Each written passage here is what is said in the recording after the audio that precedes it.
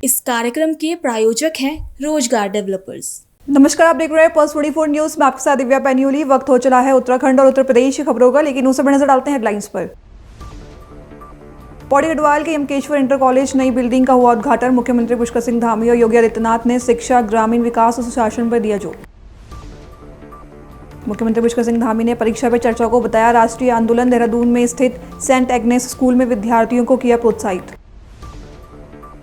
उत्तराखंड की कैबिनेट मंत्री रेखा आर्या का चेतावनी भरा संदेश, कहा जन समस्याओं की अनदेखी करने वाले अधिकारियों पर होगी सख्त कार्रवाई।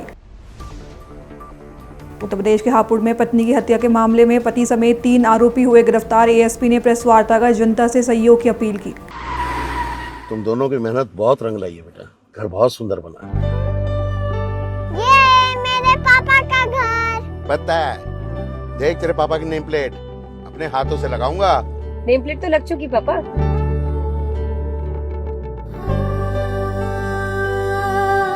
असल मेहनत तो आपने की है पापा, मुझे इस काबिल बनाने के लिए। वो जिंदगी भर किराए के मकान में रहे, लेकिन आज ये घर मेरा नहीं, ये है मेरे पापा का घर।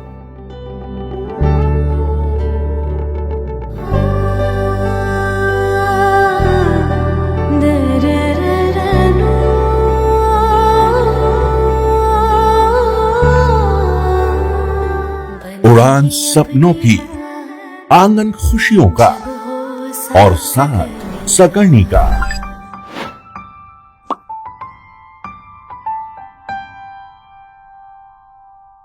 साठ वर्षों से आपके साथ मनोरंजन और संस्कार का संगम, जाह्नवी मैगजीन।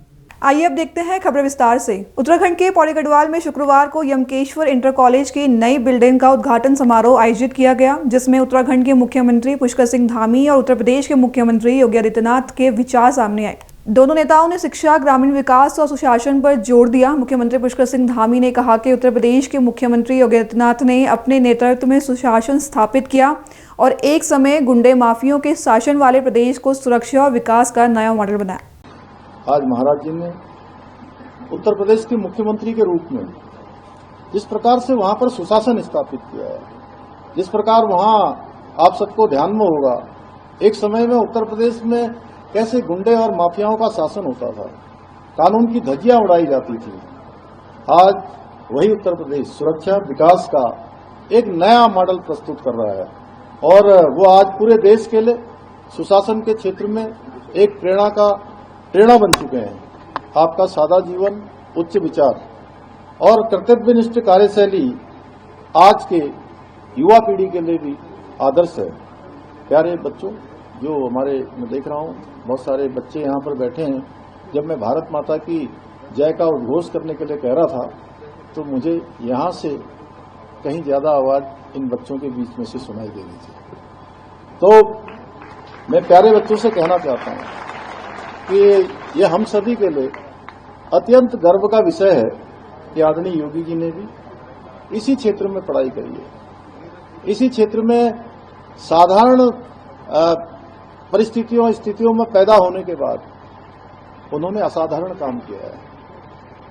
और मैं सच कहूं तो कोई अतिशयोक्ति नहीं होगी कि उन्होंने धरती से आसमान को छूने का काम किया है, साधारण से असाधारण की यात्रा की है। वहीं उत्तर प्रदेश के मुख्यमंत्री योगी आदित्यनाथ ने अपने भाषण में कहा कि हमने गांव को पलायन से बचाना होगा और उन्हें शिक्षा, नवाचार और शोध के केंद्र के रूप में विकसित करना होगा। उन्होंने अपने बचपन के अनुभव साझा करते हुए कहा कि उस समय गांव वाले मिलकर काम करते थे और अब जनप्रतिनिधियों के साथ संवाद बढ़ा है।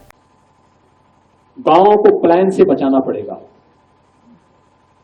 गांव को शिक्षा के, नवाचार के, शोध के एक नए केंद्र के रूप में विकसित करना पड़ेगा। हमारे गांव फिर से ग्राम स्वराज की उस परिकल्पना को साकार करें जिसके लिए हमारा गांव जाना जाता था। एक आधार था, स्वावलंबन था, उसमें आत्मनिर्भरता थी, उसमें सब कुछ था। मुझे याद है बचपन में हमने इसी क्षेत्र में जब जन्म लिया था, हमारी निर्भरता सरकार पर 0% हुआ करती थी। यानी कोई भी कार्य के लिए सरकार पर निर्भरता नहीं, गांव के लोग मिलकर के अपने सारे कार्यों को संपन्न करते थे। इस पूरे क्षेत्र में भी हम लोग देखते थे, सरकार पर कोई निर्भरता नहीं होती। गांव की सड़क भी गांव के लोग मिलकर बना लेते थे। सरकार कभी कभी आती थी उस समय, तो जनप्रतिनिधियों के दर्शन, अब तो देखो मैं देख रहा था यहाँ के विधायक नाम ले लेकर के पुकार रही थी सबका। और जब हम लोग 1980 के दशक में देखते थे तो विधायक और सांसद का दर्शन चुनाव के समय होता था 5 साल में, बाकी कभी नहीं दर्शन होता था, कभी नहीं दर्शन होता था। आज तो अगर 1 महीने अगर विधायक नहीं आए तो हर व्यक्ति आंखें लाल पीला करके बैठ जाएगा कि देखो नहीं आया। लेकिन आज हर जनप्रतिनिधि, एक एक कार्यकर्ता का, क्षेत्र के जनप्रतिनिधियों का, ग्राम प्रधान कौन है, जिला पंचायत सदस्य कौन है, ब्लॉक प्रमुख कौन है, क्षेत्र पंचायत के सदस्य कौन है, उन सबका नाम ले लेकर के बुला रही थी, पूछ रही थी। ये चीजें क्या दिखाती हैं कि संवाद सरकार के स्तर पर, जनप्रतिनिधियों के स्तर पर बढ़ा है। पहले लोग दिखाई नहीं देते थे, लेकिन अपने गांव को आत्मनिर्भर बनाने की बजाय उनकी निर्भरता सरकार पर ज्यादा कर दी। सरकार, हर चीज के लिए सरकार को दोषी देना, हर कार्य के लिए दूसरों पर निर्भर होने की प्रवृत्ति हमारे समय में कभी नहीं था, कभी नहीं। मुझे याद है हम लोग कभी किसी कार्य के लिए सरकार से कोई मांग नहीं करते थे, कभी नहीं मांग करते थे। देहरादून में मुख्यमंत्री पुष्कर सिंह धामी ने नेशविला रोड स्थित सेंट एग्नेस स्कूल में प्रधानमंत्री नरेंद्र मोदी के परीक्षा पे चर्चा कार्यक्रम में विद्यार्थियों को प्रोत्साहित किया। मुख्यमंत्री ने इसे अब केवल परीक्षा संवाद नहीं बल्कि राष्ट्रीय आंदोलन करार दिया। दरअसल मुख्यमंत्री पुष्कर सिंह धामी ने कहा कि परीक्षा जीवन की एक कड़ी हो सकती है, लेकिन संपूर्ण जीवन नहीं। उन्होंने छात्रों को प्रेरित किया कि पढ़ाई के साथ खेल, कला और अन्य गतिविधियों में भी भाग लें। उन्होंने अभिभावकों से अपील की कि वे बच्चों पर अनावश्यक दबाव न डालें और उनकी तुलना दूसरे से न करें। इस वर्ष परीक्षा पे चर्चा 2026 में देश भर से 4 करोड़ से अधिक विद्यार्थियों, शिक्षकों और अभिभावकों ने पंजीकरण किया। राज्य के विद्यार्थियों द्वारा बनाए गए 10 प्रेरक वीडियो में से एक वीडियो राष्ट्रीय स्तर पर चयनित हुआ, जो रुद्रप्रयाग के रोहन सिंह राणा द्वारा बनाया गया।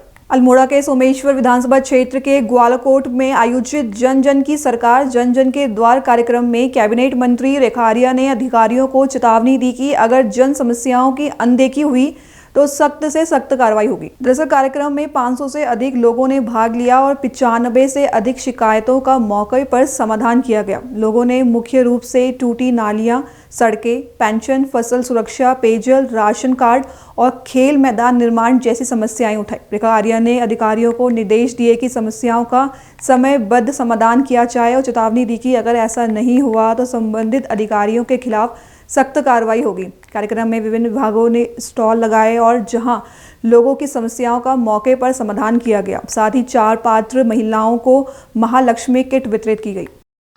माननीय मुख्यमंत्री जी के द्वारा लगातार न्याय पंचायत स्तरों पर जन जन की सरकार जन जन के द्वार कार्यक्रम लगातार किए जाने के निर्देश हैं। उसी क्रम में जो है आज ग्वालाकोट न्याय पंचायत पे जो है जन जन की सरकार जन जन के द्वार का आयोजन हुआ, जिसमें लगभग 101 समस्याएं आई, जिसमें 500 से अधिक लोगों का प्रतिभाग रहा, जिसमें 95% समस्याओं का निस्तारण किया गया। और मैं समझती हूँ कि मुख्यतः पेयजल को लेकर, कुछ सड़क मार्गों को लेकर ज़्यादा समस्याएं जो है वो देखने को मिली, जिसको लेकर एक निश्चित टाइमलाइन में समस्याओं का समाधान निस्तारण करने के निर्देश भी दिए हैं। और लगातार ये कह सकते हैं कि जो एक व्यक्ति है जो कि ग्राम सभा के कोने में बैठा हुआ है, ये जो मुख्यालय तक नहीं जा सकता है, उस तक जो है पूरा प्रशासन, पूरा सिस्टम, पूरी मशीनरी जो है अपनी पहुंच बना रही है। लगभग 420 के करीब ऐसे हमारे प्रमाण पत्र बनाए गए हैं, जो जन्म से लेकर, मृत्यु से लेकर, जाति से लेकर, अन्य जो है EWS से लेकर सारे प्रमाण पत्र जो है आज जो है बनाने के आवेदन भी और उसको प्रक्रिया के अंतर्गत जो है आज लेकर आया गया है। तो एक ये सरकार की एक कोशिश की मूलभूत आवश्यकताएं भी और सरकार की ये कोशिश की कल्याणकारी योजनाएं जो है हर एक व्यक्ति तक में जो है कोई वंचित ना रह जाए, पहुंचाने की कोशिश है। इस प्रकार के शिविरों से निश्चित रूप से आम जन को, आम ग्रामीणों को बहुत लाभ पहुंच रहा है। प्रशासन पूरी गंभीरता के साथ में इसमें काम कर रहा है। मुझे भी प्रतिभाग करने का मौका मिला और लोगों से संवाद करते हुए लोगों के मन में संतोष भी देखा। इस प्रकार के आयोजन निश्चित रूप से सरकार को, सरकार की लोकप्रियता भी बताता है और सरकार के मंतव्य को भी दिखाता है। देहरादून में राज्य की जिला प्रशासन और मुख्यमंत्री की पहल से नारी निकेतन और बालिका निकेतन की महिलाओं व बालिकाओं को आत्मसम्मान, आत्मनिर्भरता और समाज से जुड़ने का अवसर मिला। जिलाधिकारी सवीन बंसल के मार्गदर्शन में आयोजित इस विशेष एक्सपोजर विजिट ने निवासिनियों और बालिकाओं के चेहरों पर मुस्कान और आत्मविश्वास लौटाया। दरअसल एक्सपोजर विजिट के तहत नारी निकेतन की महिलाओं को क्रॉस रोड मॉल ले जाकर देशभक्ति फिल्म बॉर्डर 2 दिखाई गई। साथ ही स्थानीय रेस्टोरेंट में दोपहर का भोजन और मॉल के प्रतिष्ठानों का भ्रमण कराया गया। बालिका निकेतन की बालिकाओं को सिल्वर सिटी, पैसिफिक मॉल और राजपुर रोड स्थित राष्ट्रपति निकेतन का ऐतिहासिक एवं शैक्षणिक भ्रमण कराया गया। जिलाधिकारी ने कहा कि इसका उद्देश्य केवल मनोरंजन नहीं बल्कि संरक्षण गृहों में रहने वाली महिलाओं और बालिकाओं को सामाजिक, शैक्षिक और सांस्कृतिक जागरूकता के व्यवहारिक अनुभव देना है। डिसएडवांटेज वर्ग है, वल्नरेबल हैं, जिनको हम प्रोटेक्शन में, अपने संरक्षण में कोशिश करते हैं कि उनको हम किस तरह से उभार पाएँ और मेन स्ट्रीम से मुख्य धारा से जोड़ पाएँ। कुछ लापता हमारी महिलाएं भी होती हैं, कुछ उसमें से मेंटली दिव्यांग महिलाएं भी हैं, तो उनको वहाँ पर फिजिकल इंफ्रास्ट्रक्चर के साथ साथ और बाकी सुविधाएं देने के साथ साथ ये भी आवश्यक है कि उनका जो सोसाइटी के साथ जुड़ाव है वो भी समय समय पर होता रहे। इसलिए उनका एक्सपोजर विजिट्स में एनकरेज किया जाता है। इसी क्रम में उनकी अब वो जो बाहर की विजिट्स हैं शुरू कर दी गई हैं। हरिद्वार के नवोदय नगर में एक विवादित वाड़े के मामले में प्रशासन और न्यायिक प्रक्रिया पर सवाल खड़े हो रहे हैं। पीड़ित पिछले 12 वर्षों से न्याय के लिए संघर्ष कर रहा है। बीते वर्षों में उन्हें केवल तारीख और आश्वासन मिला, लेकिन अब उनकी चेतावनी गंभीर है। दरअसल मामले में सवाल उठता है कि जब न्यायालय के स्पष्ट आदेश मौजूद हैं, फिर भी उनकी अवहेलना कैसे हो रही है। जमीनों की खरीद, प्लॉटिंग और निर्माण कार्य जारी है।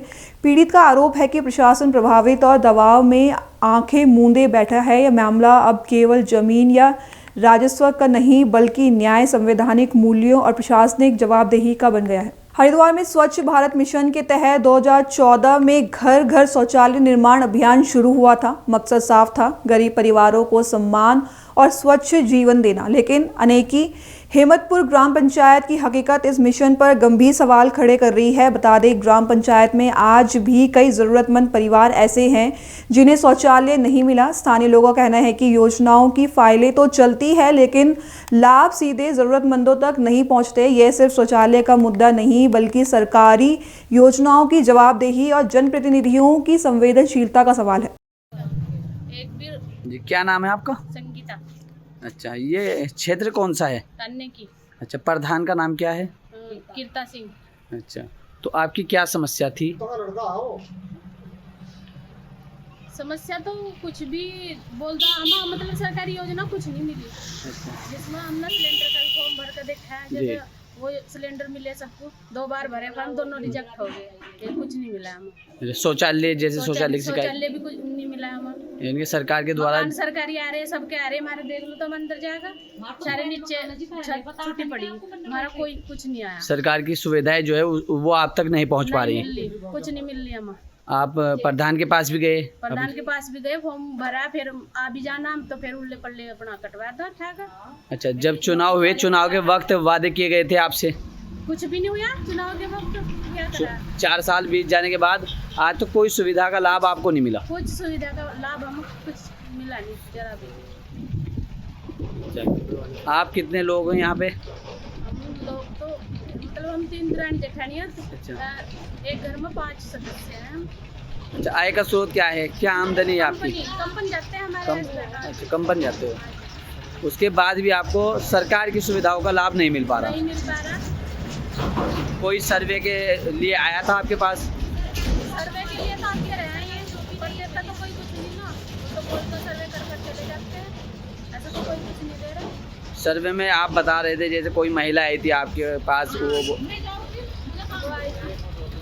क्या बोला उसने आपको? वो चेक करने आई थी लैट्रिन बाथरूम किस की बनी हुई, कैसे बनवाई आपने? किस्तों पर लोन उठा रहे आजकल, गरीब आदमी सभी ले रहे समूह, तो उसको उठा कर हमने पैसे जब हमने लैट्रिन बाथरूम बना रखे अपने निजी अपने जो आपने शौचालय बनाए वो भी आपने कर्ज पे लेकर बनाए हैं? कर्ज पर लेकर बनाए। ठीक है जी, क्या नाम है आपका? अच्छा, जो शौचालय बन रहे थे उसका लाभ आपको नहीं मिला? नहीं सर। उसके लिए आप कहाँ गए थे? मैं कीर्ति प्रधान के यहाँ पे गई थी। अच्छा, ऑनलाइन भी आपने फॉर्म भरा था? जी। और सर्वे के दौरान कोई महिलाएं थी यहाँ पे? जी, वो भी चिल्ला के बहसबाजी करके चली गई थी हमसे। अच्छा, बाकी जो मेंबर वगैरह में भी बहस कर और चले गए, जैसा हमने पूछा उनसे कि आप लोग ले लेना पैसे, मैं भी बहस कर निकल के यहाँ से। हमें कोई योजना नहीं, वोट तो बराबर हमारे घर से जा रही है ना सभी की, लेकिन ये योजना का कोई लाभ नहीं। अच्छा, जब प्रधान जी वोट मांगने के लिए आए थे तो आपसे उन्होंने तमाम वादे भी किए थे, क्या उन वादों को पूरा किया गया? कुछ नहीं किया सर, एक का सोल बांट कर छुट्टी करी। सोल बांटा बस, उसके बाद कोई वादा नहीं। 4 साल के बाद आपके पास आए वो, उसके बाद 4 साल के बाद कोई भी यहाँ क्यों आगे सर? उनका काम था वो हो गया, मैं क्यों आगे? और मैं भी अपनी ड्यूटी साइड के स्कूल में जाती हूँ। अच्छा। मेरा चपरासी का काम है वहाँ पे। अच्छा। जब आपको मिली थी वहाँ पे मेरे हस्बैंड आते हैं उस कंपनी में। घर में कितने मेंबर हो आप? घर में हम मेरे यहाँ सभी कोई आपके मेरे 4 है, 2 बच्चे, दोनों हम। उत्तर प्रदेश के हापुड़ से बड़ी खबर सामने आई है, जहां थाना बहादुरगढ़ पुलिस ने ग्राम मोहम्मदपुर में महिला की हत्या के मामले में पति सहित 3 आरोपियों को गिरफ्तार कर लिया है। पुलिस ने अभियुक्तों के कब्जे से 2 आला कत्ल चाकू बरामद की है। पुलिस के अनुसार राहुल ने 2 फरवरी 2026 की रात को अन्य 2 सह आरोपियों के साथ मिलकर योजनाबद्ध तरीके से अपनी पत्नी की रीता शर्मा की हत्या की थी। एएसपी ने प्रेस वार्ता कर कहा कि जनता भी सहयोग करे और अपील की कि पुलिस ऐसे मामलों में तत्काल कार्रवाई करती रहेगी। गांव है मोहम्मदपुर रुस्तमपुर। 2 तारीख की रात की घटना के संबंध में 3 तारीख को प्रातःकाल सूचना मिली थी डायल 112 पर कि रीता शर्मा नाम की एक महिला विवाहिता, उनकी घर में चाकू से हत्या करी गई है और उनके पति राहुल के द्वारा बताया गया था कि ऐसा प्रतीत हो रहा है कि वो चूँकि बाहर गए थे तो उस दौरान कुछ लोगों ने आकर के इनके घर में लूटपाट करी और हत्या करी। घटनास्थल निरीक्षण के दौरान काफ़ी जो राहुल शर्मा की स्टोरी थी उस पर काफ़ी संदेह जनित हो रहा था। घटनास्थल को देख करके प्रतीत हो रहा था कि किसी प्रकार की लूटपाट नहीं हुई है और ऐसा भी लग रहा था कि कुछ साक्ष्यों को छिपाया गया है।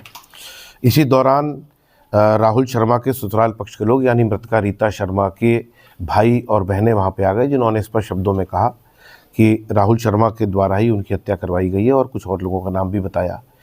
पुलिस के लिए चैलेंज था। हम लोगों ने उसमें 2 बार फील्ड यूनिट भेज करके साक्ष्य संकलन कराया, तमाम और इन्वेस्टिगेशन से संबंधित और कार्रवाइयाँ करी हैं, जिसके बाद ये खुलासा हो गया कि किस प्रकार से राहुल शर्मा ने आपसी जो कलह होती थी उस कलह के चलते अपने साथ में कार्यरत कुछ लड़के उनको बहला फुसला कर, उनको लालच देकर और पुराना जो इनका कुछ उधार था उसको ख़त्म करने और साथ में बाद में भी और कुछ पैसे देने की बात कहकर उनके साथ मिलकर अपनी पत्नी की हत्या करी थी और इसका पूरा तरह से खुलासा हो गया है। पुलिस ने इसमें राहुल शर्मा जो मृतका के पति हैं और साथ साथ शेर अली और फिरोज़, वो 2 व्यक्ति जो इस घटना में शामिल थे, उनको गिरफ्तार किया है। पूरा घटनाक्रम स्पष्ट हुआ है, आला कत्ल को बरामद किया गया है। सर, इसमें इनके द्वारा कोई कोड वर्ड भी यूज किया गया था हत्या में?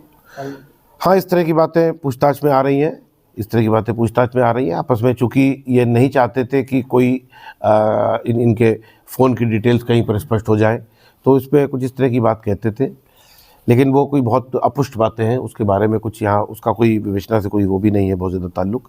ये बात ज़रूर आई है कि इस तरह की बातें आपस में कोड वर्ड इस्तेमाल करते थे और घर में प्रवेश दिलवाया था राहुल शर्मा ने ही और 2 तारीख की शाम को ही लगभग 8:30 बजे के आसपास ये घटना कारित करी गई। बाद में अपनी एलिबाई क्रिएट करने के लिए कि मैं कहीं और मौजूद था, एक शादी में भी गए हैं, वहाँ पर फ़ोटो खिंचाई है और उसके बाद वहीं से ये चांदपुर जाना इन्होंने बताया, जबकि ये घटना पहले हो चुकी थी। और जैसा कि मैंने आपको बताया विस्तार से, 3 लोगों की इसमें गिरफ्तारी हुई, आला कत्ल बरामद हुआ। ये जो कोड वर्ड था थोड़ा सा स्पष्ट कर रही है, क्या साड़ी के नाम के पैसे कुछ ऐसा कोड वर्ड इस तरीके में यूज किया गया था इनके द्वारा, हत्या की रकम ली थी? अब इस बारे में देखिए, कुछ आप बता पाएंगे कुछ क्या कहते थे वो? साड़ी के उसमें इनके द्वारा बताया गया था कि साड़ी के नाम पर पैसे हम दे देना, हम साड़ी का शब्द का प्रयोग करेंगे, साड़ी के पैसे दे दो, बस इतना। सर, पीड़िता के परिवार का कहना था, जो मृत है, कि उनका इनके पति के साथ किसी अवैध संबंध था, उसके चलते इन्होंने अपनी पत्नी की हत्या रची। क्या इन्होंने पड़ोसी पुरुष महिला बताई जा रही है? देखिए, ये सारी बातें विवेचना के क्रम में जो है सामने आएंगी। ऐसा कुछ प्रथम दृष्टया ऐसा नहीं प्रतीत हो रहा। मैंने मृतका के बेटे से भी बात करी है इस संबंध में और परिवारजनों से भी बात करी है। इस प्रकार की बात नहीं है, लेकिन अगर साक्ष्य इस प्रकार के आते हैं कॉल डिटेल्स के आधार पे या स्थानीय, ये बात सही है कि इनकी जिस महिला के लिए बात करी जा रही है वो इनकी मृतका पत्नी की पहले मित्र हुआ करती थी और इसी वजह से घर में आना जाना था। सामने ही कॉस्मेटिक्स की दुकान है उनकी। लेकिन ये सारी बातें विवेचना के क्रम में आएंगी कि इसमें कौन कौन, इसमें किस किस कारण से हुआ। जो अभी तक जानकारी मिली है, घर में आपस में बनती नहीं थी, कलेश होता था, उसी को लेकर अपने रास्ते से हटाने के लिए ये घटना कारित की गई है। उत्तर प्रदेश से बड़ी राजनीतिक खबर सामने आई है, जहां समाजवादी पार्टी ने भाजपा पर गंभीर आरोप लगाए हैं। उनका कहना है कि भाजपा विपक्षी मतदाताओं के नाम वोटर लिस्ट से हटाने की साजिश रच रही है। सपा नेताओं ने उप जिलाधिकारी को ज्ञापन देकर कार्रवाई की मांग की। पूर्व विधायक अविनाश कुशवाहा और सपा नेता प्रमोद यादव ने बताया कि एसआईआर के दूसरे चरण के दौरान भाजपा के पदाधिकारी और कुछ प्रभावशाली लोग बूथ लेवल ऑफिसर पर दबाव डालकर विपक्ष के वोटरों के नाम कटवाने की कोशिश कर रहे हैं। कलेक्टेड में अप्रूव आए हैं, क्या है मामला, किस लिए? देखिए, एसआईआर का पहला चरण समाप्त हो गया और दूसरे चरण का भी आज अंतिम तारीख है। अभी कल एक मामला संज्ञान में आया है कि कितनी बड़ी साजिश भारतीय जनता पार्टी के लोग इस जनता के साथ कर रहे हैं, वोट चोरी का काम कर रहे हैं। अब ये लोग, इनकी ऐसी मानसिकता हो, इतनी निम्न स्तर पे आ गई है कि अब ये फर्जी नाम से लोगों की शिकायत कर रहे हैं और बीजेपी के जितने बीएलए हैं और उनके कुछ प्रभावशाली लोग, ये लोग फर्जी फॉर्म साथ छपवा करके, प्रिंट करा करके बीएलओ के ऊपर विपक्ष का नाम कटवाने का दबाव बना रहे हैं।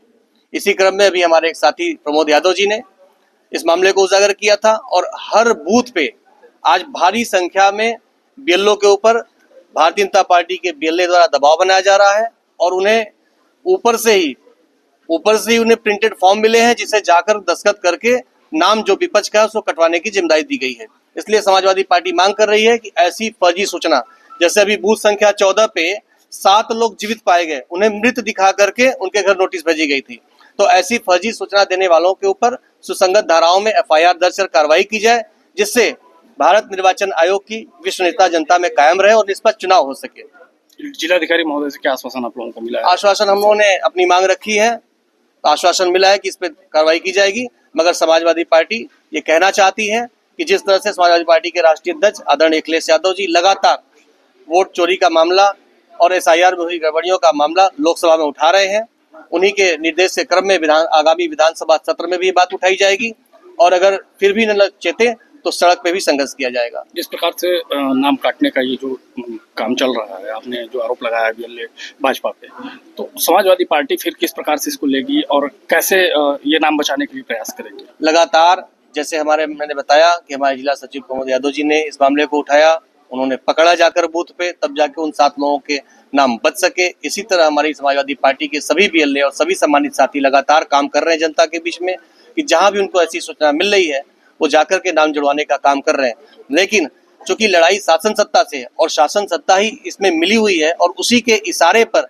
वोट में गड़बड़ी की जा रही है, वोटर लिस्ट में नाम काटे जा रहे हैं। चूंकि जनता का भरोसा भारतीय जनता पार्टी ने खो दिया है, महंगाई के मामले में, भ्रष्टाचार के मामले में, बेरोजगारी के मामले में, तो अब उसे कोई रास्ता नहीं दिखाई दे रहा है। और अभी जो आपने देखा किस तरह किसानों के साथ धोखा हुआ इस बजट में, लगातार जनता की नजरों में ये भारतीय जनता पार्टी गिरती जा रही है और अपनी गिरती हुई शाख से बचने का उसके पास कोई उपाय नहीं है। तो अब वो इस स्तर पे उतर गई है कि वोटर लिस्ट में से ही विपक्ष का नाम कटवाने की कोशिश कर रही है। अभी के लिए बस इतना ही। खबरों के लिए बने रहे पल्स 24 न्यूज के साथ। तब तक के नमस्कार। तुम दोनों की मेहनत बहुत रंग लाई है बेटा, घर बहुत सुंदर बना है। ये मेरे पापा का घर। पता है, देख तेरे पापा की नेम प्लेट अपने हाथों से लगाऊंगा। नेम प्लेट तो लग चुकी पापा।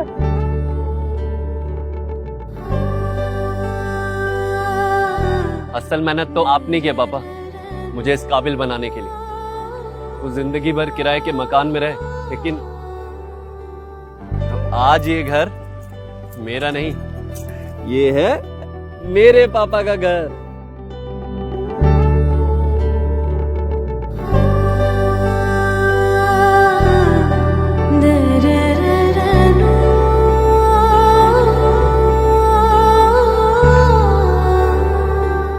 उड़ान सपनों की, आंगन खुशियों का और साथ सकर्णी का।